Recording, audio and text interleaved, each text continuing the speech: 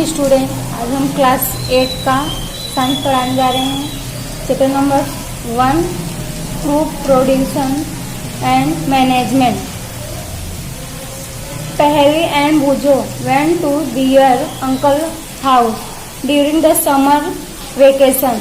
पहली और बूझो दोनों अपने अंकल के घर जाते हैं समर वेकेशन में।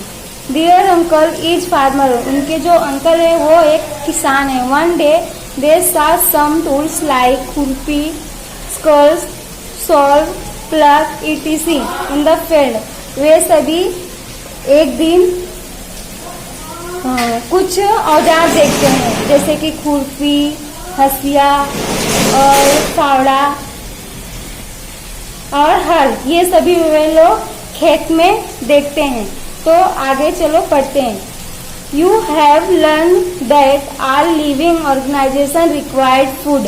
आप सभी जानते हैं कि जो सजीव होते हैं सभी को फूड की आवश्यकता होती है। Plant can make their food themselves. जो पौधे होते हैं वे अपने लिए स्वयं भोजन बनाते हैं। We have scroll how green plant synthesis their own food. जो हरे पौधे होते हैं वे अपने लिए भोजन किस प्रकार संश्लेषित करते हैं। Animals including humans can not make their own food. जो ह्यूमंस होते हैं, मनुष्य होते हैं और उनके साथ एनिमल्स, वे सभी भोजन बनाने में असमर्थ होते हैं, भोजन नहीं बना सकते। इसलिए so where do animals get their food from. इसलिए वे सभी भोजन खोजने के लिए यहाँ वहाँ जाते हैं। But first of all why do we have to eat food. लेकिन हम लोग भोजन क्यों करते हैं? You already know that. आप जानते हैं कि energy from the food. Food से हमें एनर्जी मिलती है। It utilize by organization for carrying out their various body function. जो फूड से हमें एनर्जी प्राप्त होती है उससे हम बहुत सारे कार्य के लिए उसका उपयोग करते हैं, सच एज डाइजेशन, पाचन के लिए, रिस्पिरेशन, श्वसन and expression. We get our food from plant और एनिमल्स और बोथ। जो हमें भोजन मिलता है वे सब पौधे और एनिमल दोनों से प्राप्त होता है। Since we all need food, how can we provide food to a large number of people in our country. हम सभी को भोजन की आवश्यकता होती है।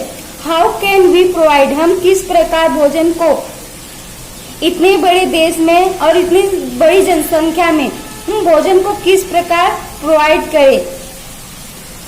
Food has to be produce on a large scale. उसके लिए भोजन का उत्पादन करना होगा।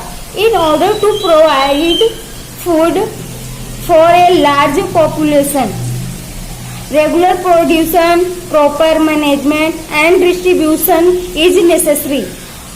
भोजन को इतनी बड़ी संख्या में प्रोवाइड करने के लिए उसका रेगुलर प्रोड्यूशन करना होगा, उत्पादन करना होगा, प्रॉपर मैनेजमेंट और उसका प्रबंध करना होगा और उसको किस तरह बांटे इसका मैनेजमेंट करना होगा।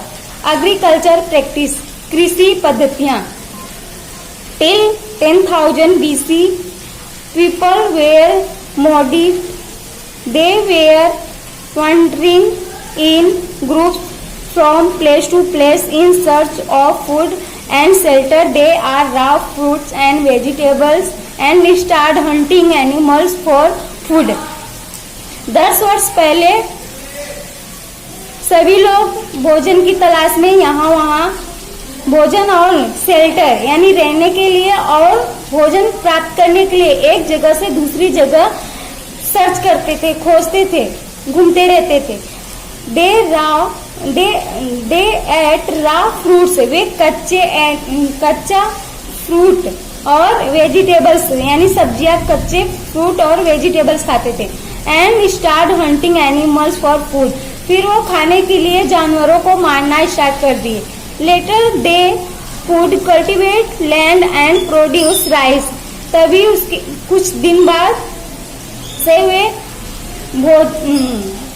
चावल और गेहूं उगाना स्टार्ट किए। Thus was born agriculture. तभी से खेती का आरंभ हुआ, कृषि का आरंभ हुआ। When plants of the same kind are cultivated at one place on a large scale, जब बड़ी मात्रा में एक ही स्थान पे बहुत सारे पौधे उगाए जाते हैं, उसे क्रूप कहते हैं, यानी कि फसल कहते हैं। It is called a croup.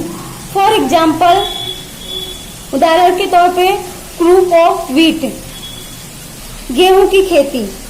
इसका अर्थ है means that all the plant grown in a field are that of wheat. वहां पे जो फसल होगी, जो पौधे होंगे, वे सभी किसके पौधे होंगे? गेहूं के होंगे। You already know that crop are of different type like cereals, vegetables and fruit. आपको पता होगा कि जो fruit are of different type, जो फसल होते हैं अलग अलग प्रकार के होते हैं, जैसे कि सीरियल्स अनाज, वेजिटेबल्स सब्जियां एंड फ्रूट्स और फल। These can be classified on the basis of the season in which they grow. इन सभी को वर्गीकरण किया गया है किसके आधार पे? मौसम के आधार पर। India is a vast country. हमारा जो देश है बहुत बड़ा देश है। The climate condition like temperature, humidity and rainfall vary from one region to another.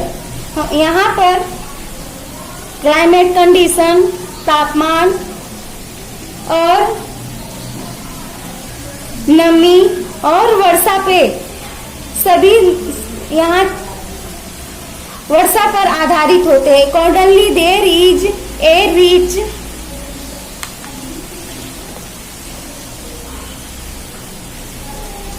Variety of crop grown in different part of the country. देश के अलग अलग भागों में अलग अलग प्रकार के फसलें उगाई जाती हैं। डिस्पाइट दिस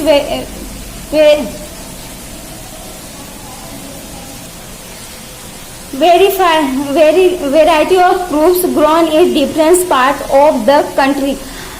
देश के अलग अलग भागों में अलग अलग प्रकार के फसलें उगाई जाती हैं। Despite the diversity, two broad grouping pattern can be identified. These are, इन फसलों को दो वर्गों में डिवाइड किया गया है। पहला है खरीफ फसल और दूसरा रबी की फसल, खरीफ की फसल। The crops which are sown in the rainy season are called kharif crops। जो फसल बारिश के सीजन में होती है, रेनी सीजन में होती है, ऐसी फसलों को खरीफ की फसल कहते हैं। The rainy season in India is generally for June to September. Rainy season जो होता है वो जनरली जून से सितंबर तक के महीने में होता है। इस मौसम में कौन कौन सी फसलें उगाई जाती हैं? Paddy, maize, soybean, groundnut and cotton are kharif क्रूप्स।